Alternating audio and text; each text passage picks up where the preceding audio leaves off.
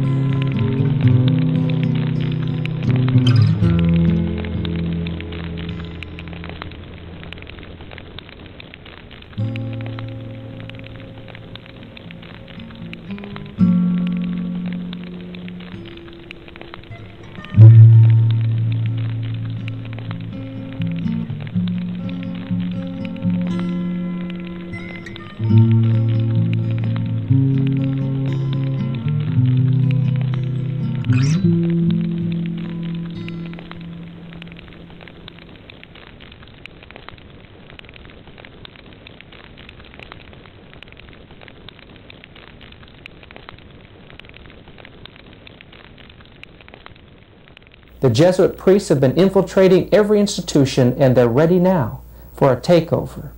I want you to pay close attention to this first person that we're going to interview. He's an ex-Jesuit priest, and he tells you about the infiltration by the Jesuits. Especially I work in dealing with the infiltration of churches and religious institutions as well as government. That cover a tremendous number of institutions. And the purpose of that infiltration was what for?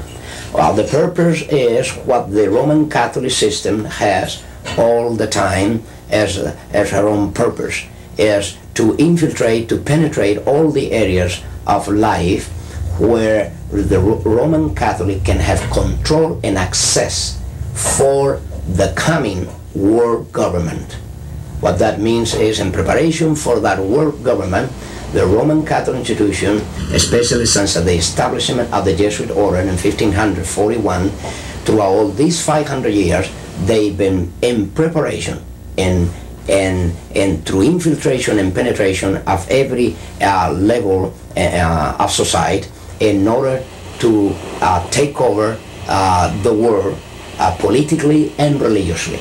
There are 2 doctrines that define very well these dangerous goal of the Roman Catholic institution. 2 doctrines define this very well. One is called the doctrine of the apostolic succession, and that is dealing with the papacy.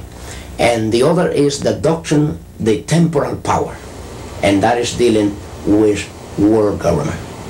Of course, both, because you can see that even the Pope and his own individual office, he meet those requirements. He is not only the head of his church, as he called himself, John Paul II, the present Pope. He said he is the pastor of his church. He is not only that, but he is the head of his state, of his country. What that means, he is the head of a political state.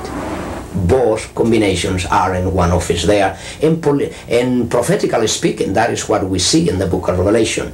The political power always hand to hand with the religious power.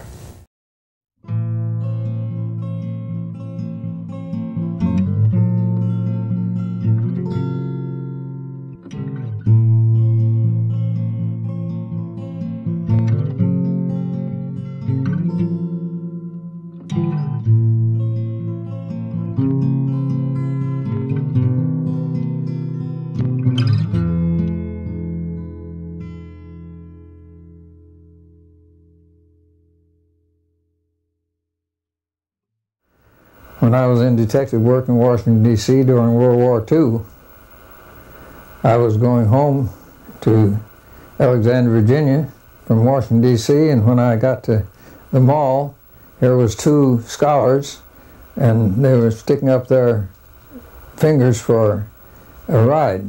I said, I'll just pick them up and put them in the back seat and see what I can find out from them. And so when they got in the back seat and was seated, I asked them, I said, you boys are from Georgetown University taking the priesthood, aren't you? No, we're not taking the priesthood, they said. Well, I said, you're scholars from Georgetown University taking something. What are you taking? They said, we're Anglican brothers. Oh, I said, the church has never told us what Anglican brothers are, nor much about them, and I don't know much about them. What do Anglican brothers do, and what are they for?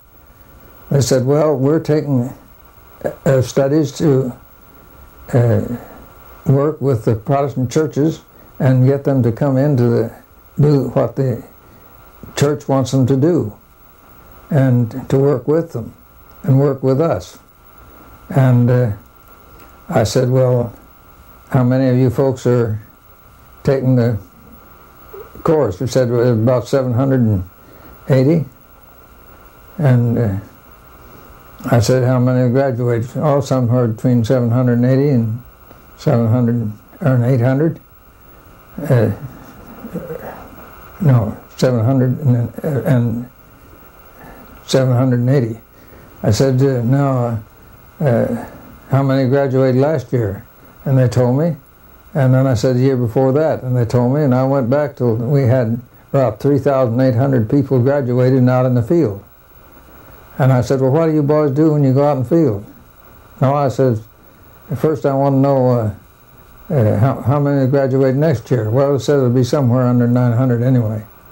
And I said, how about, what do you do when you graduate? Said, well, the first thing we change our names. And when we change our names, then we're allocated so many to this church, so many to that church, and to another church.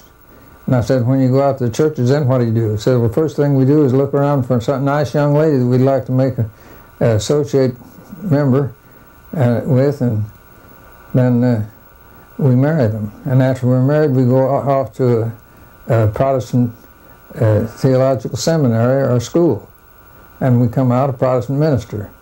Then we're taught to, in our course, to work up to the heads as fast as we can in that line, and where we're supposed to work in. And I said, now, do all of you work in the same field? No, says some of us work, but we all work in the church trying to get the churches to unite with us and do what we want them to do. So were these Roman Catholic students then? They were, as far as I learned, from what I learned, they were Jesuits.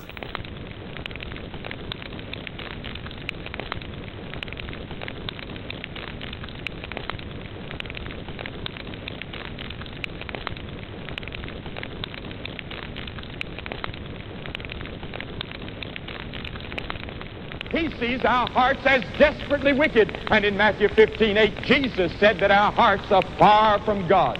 This people draweth nigh unto me with their mouth, and honoreth me with their lips, but their heart is far from me.